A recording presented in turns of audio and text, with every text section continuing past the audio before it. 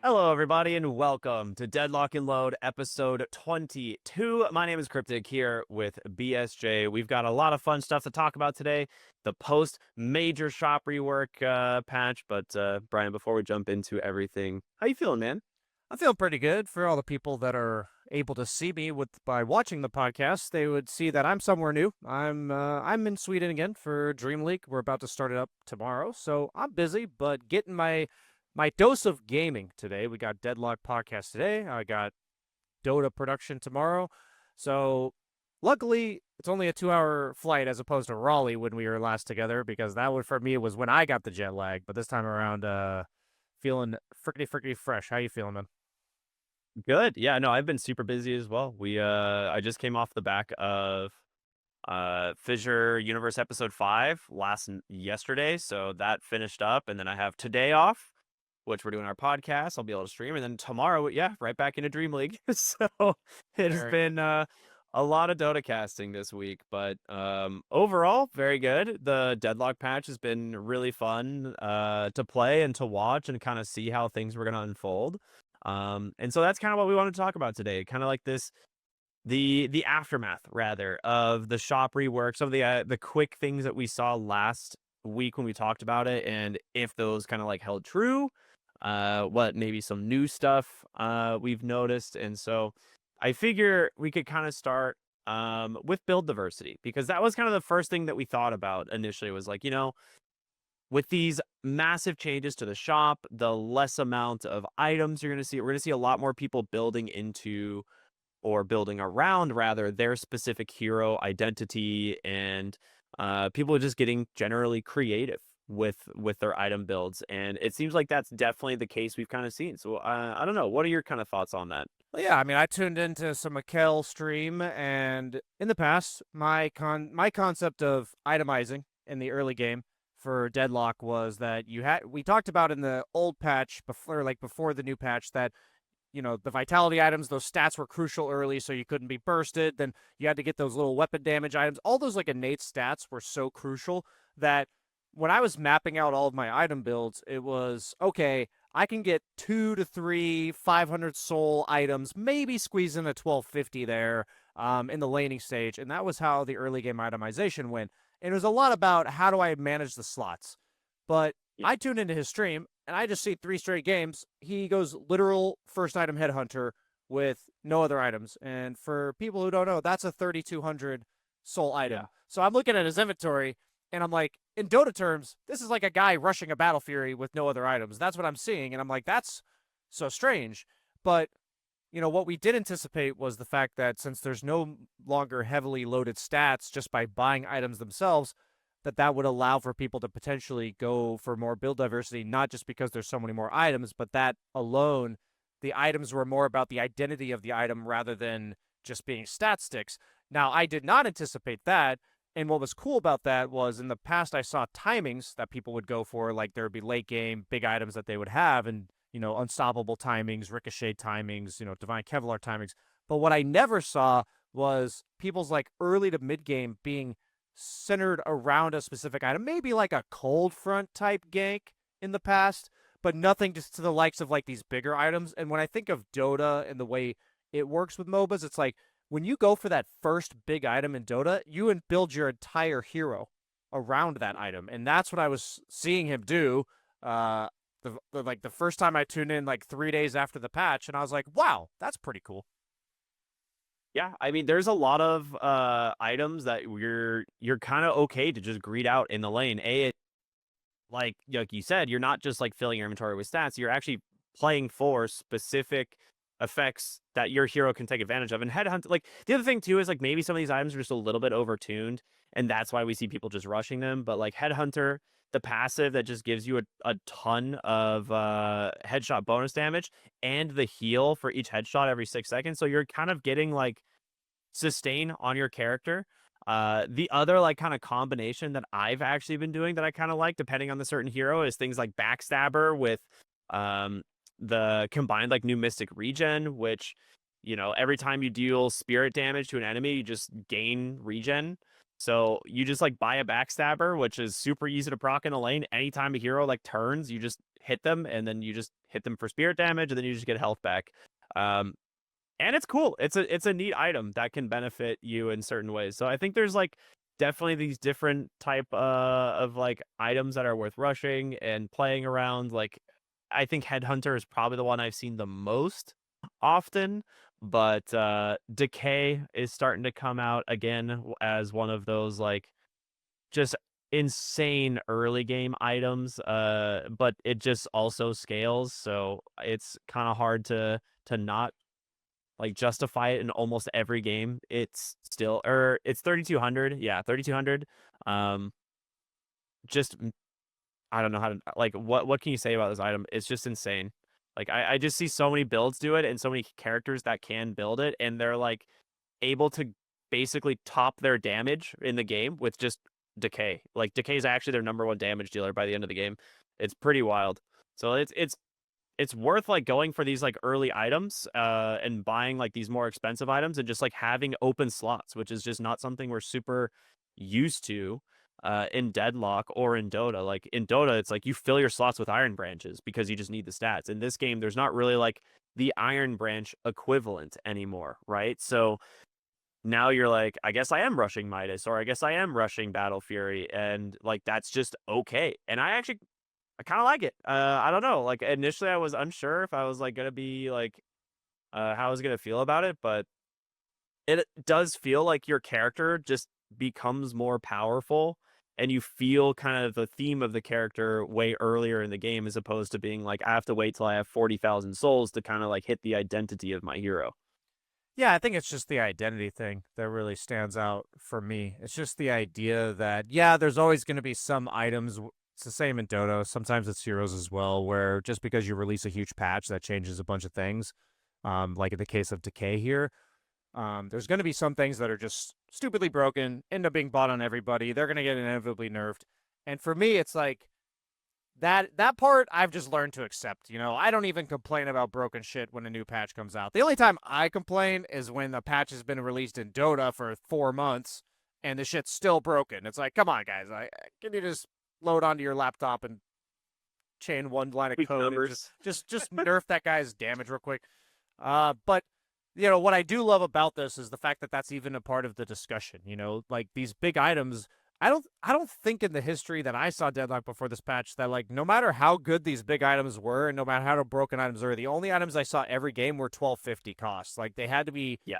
pretty cheap and broken at the same time. Like there was a Decay patch long ago. There was the God Debuff reducer. debuff reducer. I'm thinking of the Uh, blade mail item that I always forget the damn name because I always just call oh, it blade mail.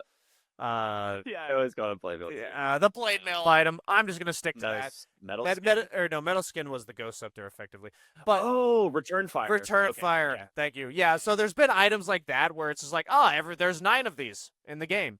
But Yeah. that's something that I don't mind if it happens.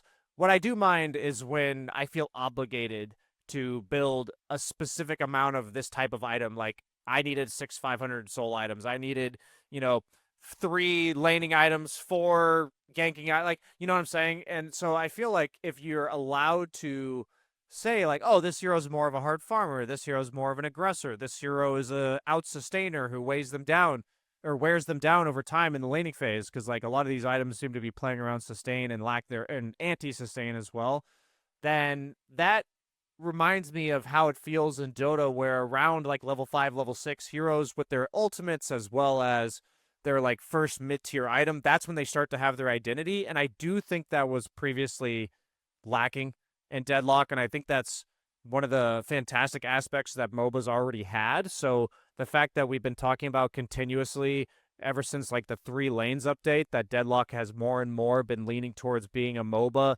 in regards to the conceptual approaches that they are taking to changing the game. It's almost like they strayed X amount away from what MOBAs were with the shooter aspect of it, and they also added a lot of things or tweaked a lot of things that made it even less like a MOBA. And they've been kind of like, okay, we went to this extreme, which is fine. We kind of had to test like what's the limit here, and now they're just like slowly pulling it back. And I think this itemization, it's just clearly motivated or like inspired by the way that items are broken down in Dota, and the decision between like, do I go for a bunch of small items, or do I go for big items? Perhaps it's maybe even leaning a bit towards going for big items right now because of the fact that they purposely tried to make them more enticing because of the fact that the patch just got released, and it's harder to balance things when they're a lot more around what the item specifically offers rather than just 14% health, because you bought a vitality item. So yeah, that part to me, it's kind of the Wild West. There's going to be things, there's going to be strategies, there's going to be items that present themselves and they're just broken. But once the dust has settled, what's that going to look like? I think it's just going to be strictly better than what it was before. Yeah, I mean, like I think I might have pointed out last week. I did some like theory crafting for like a couple hours on like one hero, right? And I this week, like doing more theory crafting, have gone in a completely different direction, and they both work. Like I won multiple games on both builds without any issues, and I'm like, it's insane to me that I can play in like this is all in Furnace. It's like I'll play in Furnace as like a Phantom Strike assassin hero if they have things like Grey Talon and Vindicta, and it works really well. If they don't have those types of heroes and I need to like play against these heroes that are gonna run at me, I build him as like a tank with healing tempo and like all these types of things, and like, it's just it allows you to actually itemize for your game, which I think is huge. Because that's something that we know of in Dota. Like a lot of times, if you're like a carrier or farming hero, you have your one farming item, but then you look at the team, you look at what the enemies are building, and you're like, okay, I've got to build these items, or else I can't, or my game's going to be horrible. It's going to be really frustrating. And I feel like we kind of have that in a way now, where it's like your item slots are way more limited, so you have to pick and choose based on the items that like what they grant you in terms of like like I have like I need a counterspell this game because like there's a lash, and if I don't build a counterspell this game and I keep getting lash ulted in the enemy team, I'm just screwed. Like there's plated armor, like oh they have a haze or a wraith, like maybe I just need plated armor in this game. Like it's hard to say, right? Like we actually have itemization with meaning as opposed to itemization for the sake of itemization. And I think that is kind of like my big takeaway, which I love. I'm a big fan of this patch. And I mean, apparently most people are because the player counts, which we'll get to later. But it's cool. There's like one other thing I kind of wanted to mention was the fact that we have like actual supports in Deadlock now. We were kind of wondering like, will we start seeing like real support builds? And uh, the answer is yes. People like Ivy, Kelvin, Dynamo, even McGinnis, like all really solid designated support heroes now that you can play the game, not buy a single gun item, and it's a really good build. Like you just don't need to fill out your orange gun slots for the sake of having orange gun slots. And uh yeah, it's awesome. I love it. Yeah, I mean, I think the whole theme that we kind of was going with this episode, but also, we like to be consistent with the messaging that we have, the things we do and don't like, and the vibes we're going for, is that, when they're reeling things away from, like, they win a certain distance, like I mentioned, from the MOBA aspect, and they're reeling it back in. You're talking about all these choices. I initially, I think at the very beginning of this podcast, talked about how one of the things I liked about Deadlock was that I actually thought perhaps removing the role of support was maybe a good thing, because in Dota, it felt like shit to be the guy. Like, a lot of people Yeah. don't want to play support because you get no net worth. But I feel like, yeah, there is a bit of distribution in Deadlock in regards to, like, you can technically put 3 heroes in one lane and one in the other and maybe soul dump into one guy. But the point is that the network distribution is not nearly as stark as it is in Dota. And so the idea that I was like, oh, I like the fact that there's nobody that has to support, meaning they don't get as much of the spotlight. But in hindsight, now that I'm seeing this combined with what I thought back then, is it's like, it's not that I don't want people to be allowed to play support or encouraged to play support, but I want them to be able to have access to the amount of choices with their items that the cores had, because that's the part that kind of felt like crap. It doesn't feel like crap to potentially enable other people to be stronger, but it feels bad to be like, well, they're getting their pick of these awesome tier 4 items, and I'm like, can I manage a second 1600 tier 2 item? It's like, that's not a good feeling. So it's just this whole idea that, transitioning into our next topic, I feel like what they're doing is just really reeling the game back to its former, or like to the intrinsic MOBA identity. And so, like, the question we were considering is, like, what's, like, the next mechanic? They've clearly done it with the items. They're going to keep tweaking it. We get that. Like, a lot at least about balance. But what's, like, the next mechanic we feel like needs a little bit of a tweak because we don't like what it's doing to Deadlock, or maybe it could be more interesting? What are your thoughts on that? So I was there's a couple different things in Deadlock right now that I feel like are awkward. Like I don't know how else to describe it. They just feel awkward. And one of which is like boxes and golden statues, but like that's something that I'm gonna like hold my judgment on until for like a later episode or for another topic. But my biggest the biggest mechanic in the game that I think right now could use some work is the urn. And the reason being, is that this week when I was playing in this patch and just trying to figure out what was going on, um, there's a lot of times where we would like both teams were trying to make plays, get stuff done, walkers go down, and then you're like, well, we got to push the base, and the base is not easy to take. And like, say you're up 20,000 souls, you're like, Urn's gonna be spawning in like a minute, so why not just hold the map, get Urn, run Urn, and then we'll just see if we can push again. And then like Urn respawns so quickly, you're like, oh, we could push, but we could also just go back for the Urn again. And then this game just becomes this weird cycle of like Urn running and trying to hold the map until you're so far ahead that you just crush them in their base in 2 seconds and then the game ends. And you're just like, oh, maybe we could have ended 20 minutes ago and we just didn't because we were like unsure. And so to me, it feels like the urn is in a way like delaying the game. I don't know how else to describe it. It feels like an awkward mechanic. There's always been weird bugs with it as well, like people being able to instantly deliver it or go through portals with it or do some weird, abuse with their ultimates. And I feel like now is kind of like the time where it's like we need to really look at the urn and decide like, do we even need this? Could it be a different type of objective? Or is there a way to rework it to where it doesn't feel this awkward? Like increase the cooldown. I don't know. I'm kind of curious from you, like what your thoughts are on it, because yeah. So I don't know. I'm just gonna end that. I'm rambling. So what do you think? Yeah, so I hear about what you think about it in this last week, and that feel like, given the whole new recent patch, like this is how it feels. So I want to give the anecdotal thought about I'll pose the question to the viewers.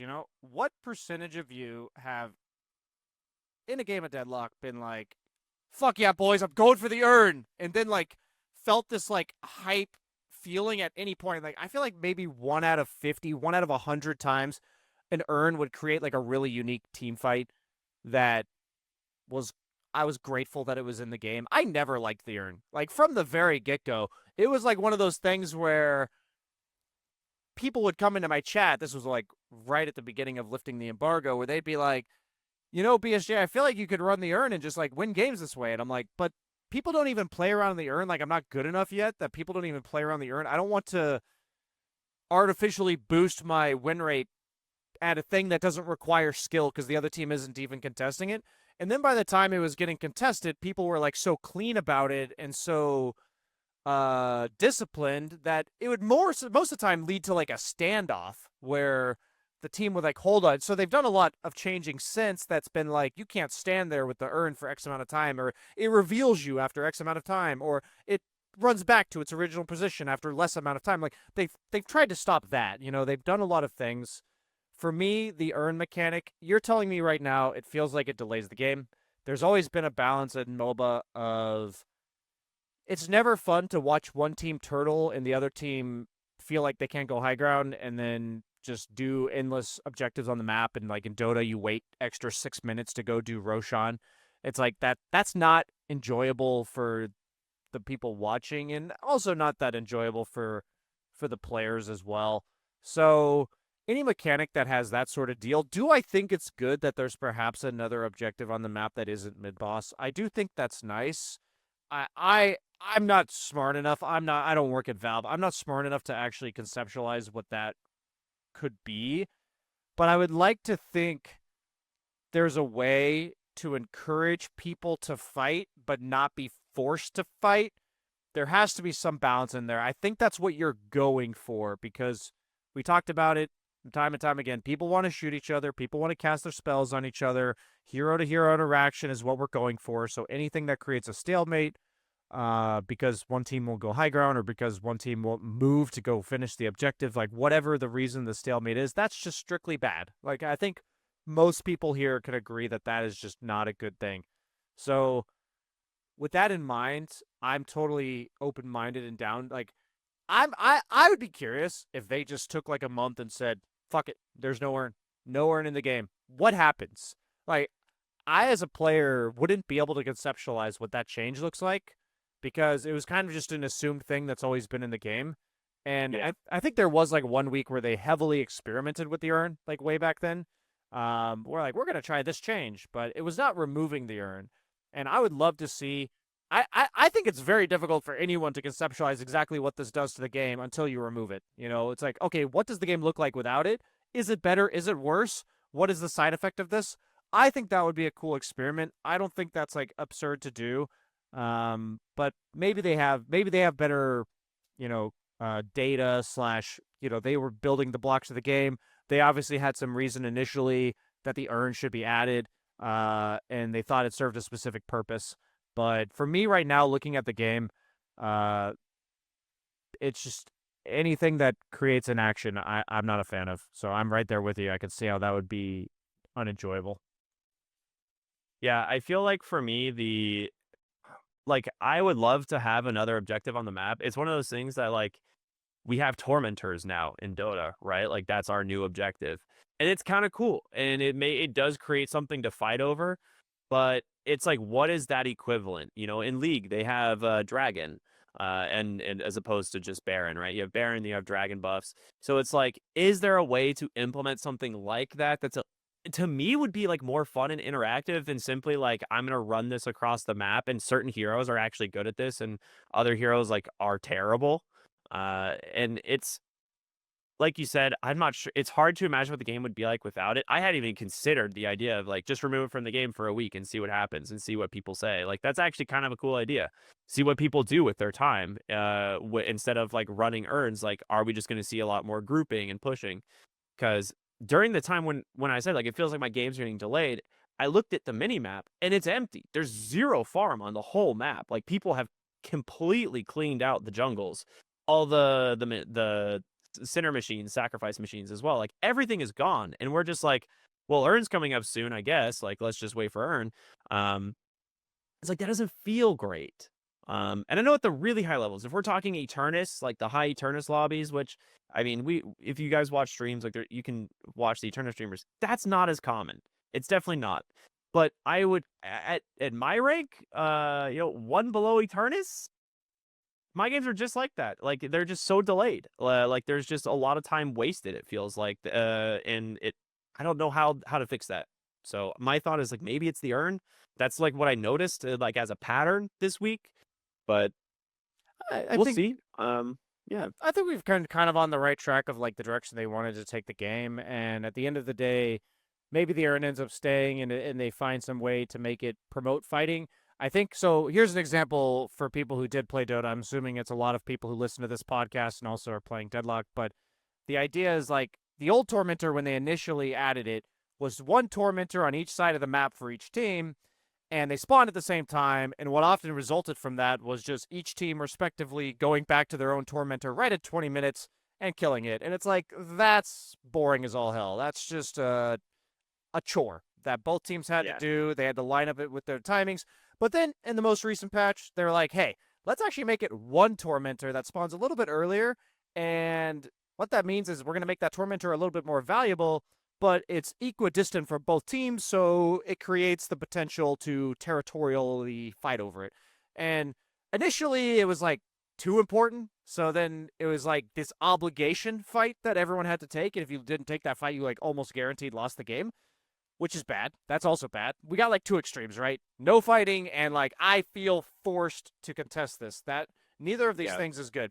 The middle ground is this is a MOBA. Like this is what Deathy talked about. There's a lot of small, potentially large decisions that are just, you know, cost benefit analysis. Like, is it worth the resources and time for us to group up and do this thing, or should we split up and play for play for efficiency, whatever. Should we go high ground or should we just play for Urn? It's like these are all cost benefit analysis, but you want the decision to be dynamic. You want it to be like, do we take this fight over here or do we put pressure over here, rather than should we run this thing across the map and avoid fighting the opponent. That just, for me, that's complete opposite of what makes these type of objectives like invigorating and exciting to watch, whether it's to deliver the urn itself or to actually watch the game, be a part of it. And also, little thing about Dota that I know, talking to some of the devs in the past, is it's really important to balance the game around the majority of the players rather than the absolute best in the world, because the best in the world will figure out how to min-max and abuse everything and eventually close the game as well. You want the game to be quote-unquote simple enough that players in the lower brackets don't just get stuck in like an endless loop of not being able to end the game, because that it's just too difficult, right? So yeah, it's interesting. The lower the MMR in Dota, and I think it has to be the same at Deadlock. I don't have the stats on this, but It is. I know. The longer games for sure. yeah, the lower MMR you are, the longer the game is. So that just I remember in StarCraft watching one of my friends, this is way back in the day, watching him play like bronze tier StarCraft. And back then, it'd take like 15, 20 minutes for a game. And I left it for a bit and came back. And it was like 60 minutes into a StarCraft game. And I'm like, what the hell? How's this game going? And it's like both teams had like maxed out population. And I'm like, I don't think I've seen a maxed out population in this game in like the year I've played it. And then I'm like watching them just stalemate each other. And I'm like, what the hell? That was my first experience being exposed to like people being unable to end games and that being like a low ranked thing.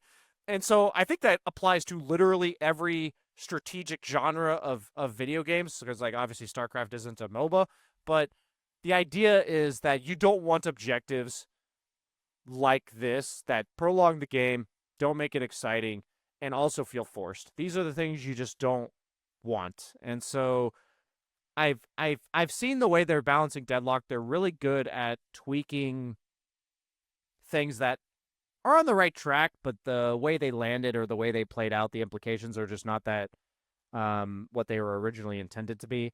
And that's why I mentioned like, just, hey, remove the urn and see what happens, because even though they implemented the urn for a good reason, like what I trust that their reason was good, it's been so much has changed in the game since the urn. I don't even know when the urn got added, because it was in the game ever since I was playing it. So it's like one of those things where I would love to see that's the best way to know what the game looks like without it. But at this point, I think they're doing so much right with the shop that Deathy said it.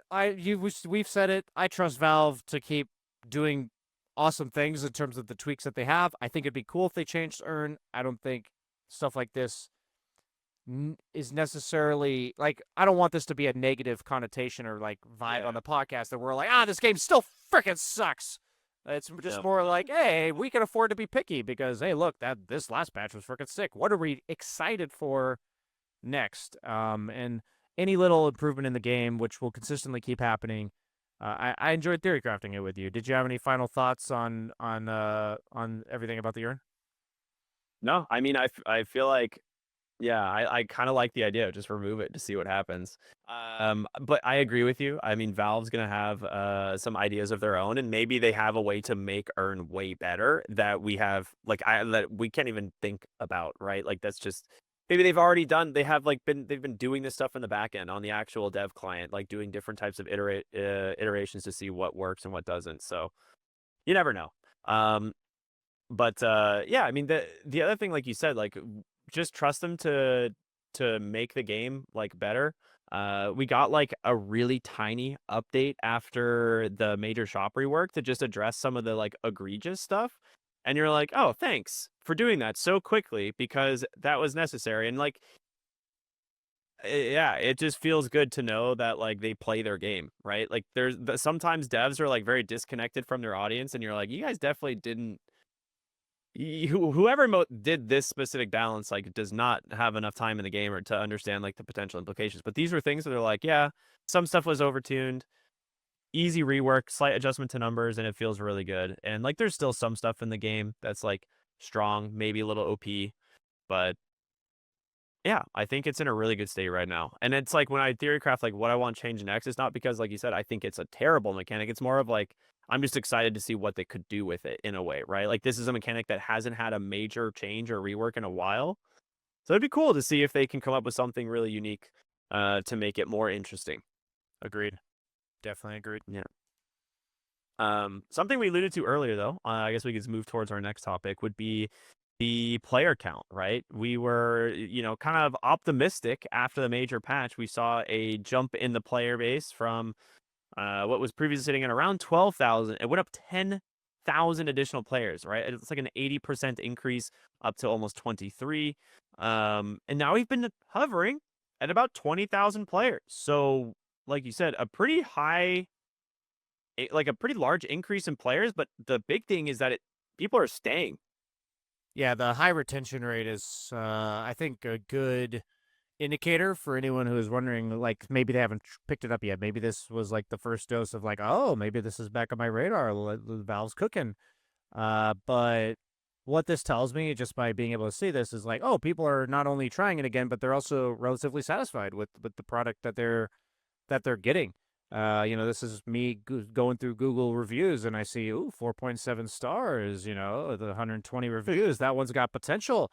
I feel like that's kind of the analogy that I would look at for this. Is it's like, okay, that's not a sample size enough to be like this restaurant is literally god tier, but what it's saying is like enough people have gone in that this isn't a fluke, that it's clearly it's people it's tickling their taste buds a little bit here. So I definitely am curious to see how this progresses. I think this is step one. We've been talking about a lot of step ones, but I think this was step one. I think out of all the changes they made, like the 3-lane update, I think was necessary, but it wasn't something where people are like, hell yeah, 3 lanes, I'm back. But when you saw the item changes, like, wow, the shop just looks so like a finished product. It doesn't look like an alpha anymore. It doesn't look like an early release. But these are the kind of things that get people coming back. This is the stuff that Valve does best. I will only express my one skepticism, and it kind of goes along with what Deathy was talking about, which is that I, at no point, doubted that Valve would do all of the gameplay stuff necessary to make Deadlock the game it was meant to be. But I'm still waiting for like the tournaments or the like announcement of investment into the community of some sort from Valve, because I think this is an indicator that they are quite able to have a positive impact on like the player count with the changes that they make. Like they'll convince people to come back. But the staying aspect for a large community, I think that's only done by like really fostering the community aspect itself. So I'm gonna hold my tongue on that one. I see you're looking like you're itching to talk. So what are your thoughts on all this? No, no, I just agree. Like we have lived in the Valve ecosystem for a while here, right? So we kind of know not to have super high expectations when it comes to that type when that with that side of the business, right? It's just not something that they typically do. They're like a game company and software company first, and that type of like community engagement and advertising has not been their strongest suit. But I have hopes for Deadlock, right? It's like I'm cautiously optimistic because of how they've approached it so far. The devs being very much like willing to just talk with the player base at large and be like, what do you guys think? Like where can we improve the game? And they're getting feedback and like actually taking it and applying it to the game, like, but not in a way where they're just like letting us develop the game. It's like they have their ideas and it's like they think something could be maybe tweaked, and then they get feedback on those particular things and they're like, okay, let's iterate on this and see what we like. And if they can do that, they can very well come up with some ideas on how to pitch this game to the larger audience and make it a fun community driven experience as well.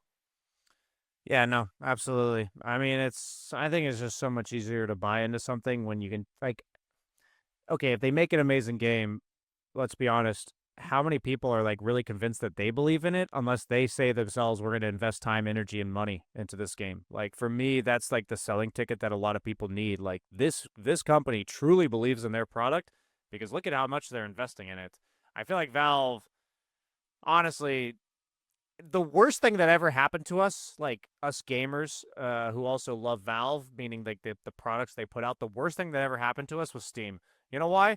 Because now Valve doesn't have to do all the shit that they like other companies like other companies are obligated to try to fucking make money from their games. They're obligated because money doesn't grow on Steam, but it does literally grow out of Steam because that is what gives them all their money. So for me it's like hilarious because partially having that freedom of not having to worry about money allows them to worry about the things that actually matter and make an amazing game, but then it doesn't allow them to, or it doesn't make, they don't have any incentive to actually invest in this freaking game in regards to like community aspect money. So that's my skepticism. You already said it yourself, they don't have the best track record for this, but I think stuff like this, the player count going up is a strong sentiment, or like a strong, yeah, like a projection of what could potentially be happening in the future with this game's popularity.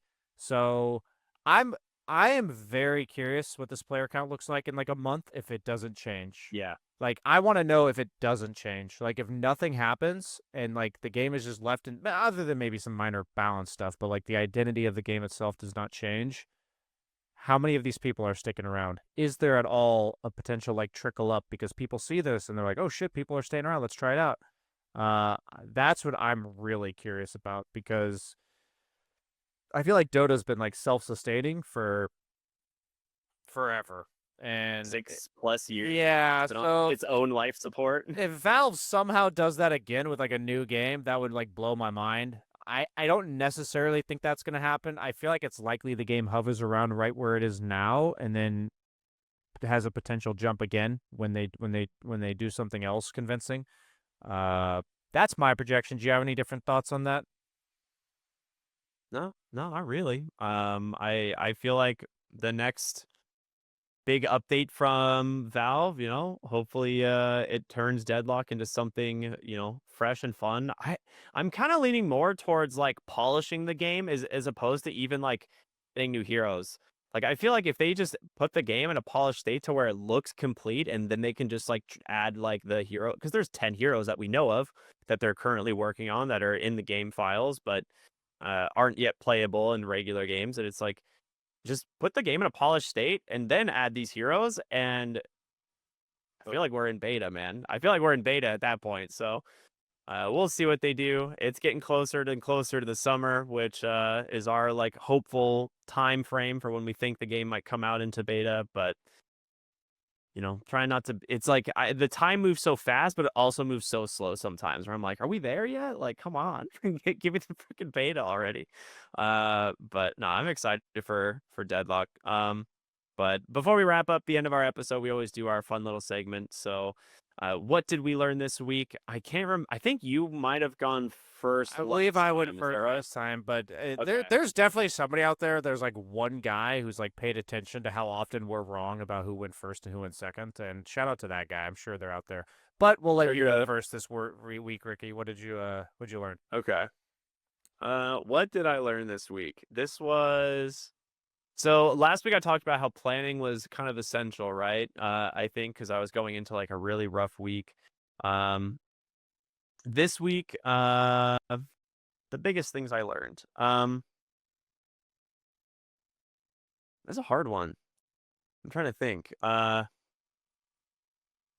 Probably something around expectations. I think we might have talked about expectations in the past as well, but um, I think I like curbed my I've been like slowly but steadily like trying to curb my expectations in general about a lot of things career wise, uh, like just life wise, like having like more like realistic approach to being like don't like try to expect too much and just kind of go into things just being like we'll see what happens, and so I think this year it's been a better approach for me personally, and I can't really talk about it yet, but there's been like some things Spoilers. where I'm like, yeah, there's been some things where I'm like, oh, cool. Like not like with like not knowing like what was gonna happen, and I was like, I'm just not gonna I'm just not gonna be like this better happen, and if it doesn't, get really upset. But like this year I was like, oh, we'll see what happens, and then it's happening, and I'm like, oh, all right, nice. Like, like it's just it's kind of like a weird approach to it, but it's more healthy, I think, for myself. Yeah, I think the approach to expectations, things we control, things we can't control, stoicism, all that kind of stuff, like they're all overlapped in some degree. I've thought many a times about this, so good to hear. I definitely think expectations are one of the potentially most like crippling or misery causing things that we can do, and there's all different ways that you can have. I don't want to say like bad expectations, but like in a ways that expectations can be detrimental. Sometimes they can be too low, sometimes too high, sometimes expecting the wrong things, whatever. But good for you. That's awesome. I love to hear that. Yeah, I'm gonna go a little bit philosophical actually. I'll keep it Nice. short because like we could probably do I could probably do an entire hour on this one as well. But I basically learned an amazing lesson from Dr. K in the last week or so, which Ooh. there was a so one thing he had a discussion with a guy named Thor, Pirates of Oh Thor. God, I And fucking knew who yeah, this was gonna be about. so to keep it TLDR, the lesson I learned from him talking to Thor was that he was trying to point out something he felt that Thor could work on, and Thor would like a lot of times rather than like feeling like he was being receptive, would rather like argue back with facts and truth. And so what I learned this week is that there's times where I was in like Dr. K's shoes at like a micro level, right? And somebody's telling me something, and I'm like, you're not wrong, but I don't know what to say to you because you're not wrong, but like, And so what came to my what he said in the what he said was so eye opening for me, which was it's really hard to help you or correct you when you're right, but something is missing. He's like, it's much easier to correct somebody when they just did something wrong. It's like, this is wrong. This is how you're supposed to do it. A, B, boom. He's like, that's very easy to fix, but it's not easy to convince somebody that they need to potentially take a different perspective on an issue when everything that they are saying is right, but there is something they are omitting, whether that is intentional, unintentional. It could be literally any reason that they're omitting this thing that's a blind spot. They don't know it's there. But when I heard that from him, what I immediately started doing in my entire life was just anytime I had a problem, I realized there was a large like subsection of problems I had that felt off and I assumed something was wrong. But what was actually the case was I just was not seeing something. There was like my own blind spot. These are like daily occurrences, like micro things, not like some big streamer drama of my own. So I was just like, wow, that actually makes so much sense that a lot of the times nothing's actually wrong. There's just something I'm not seeing.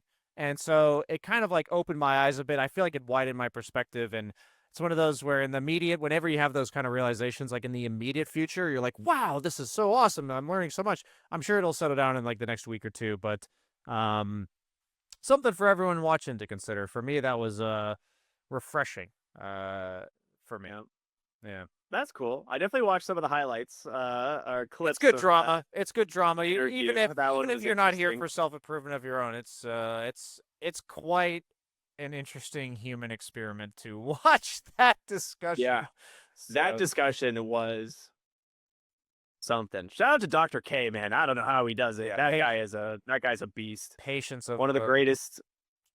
snail race referee or something. That's what I'm imagining. Incredible.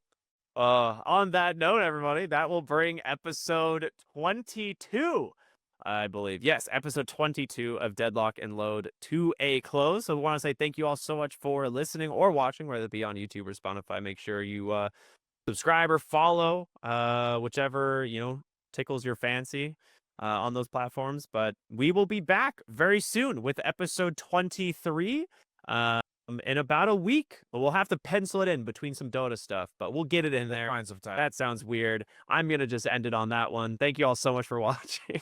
Have a good one. Peace.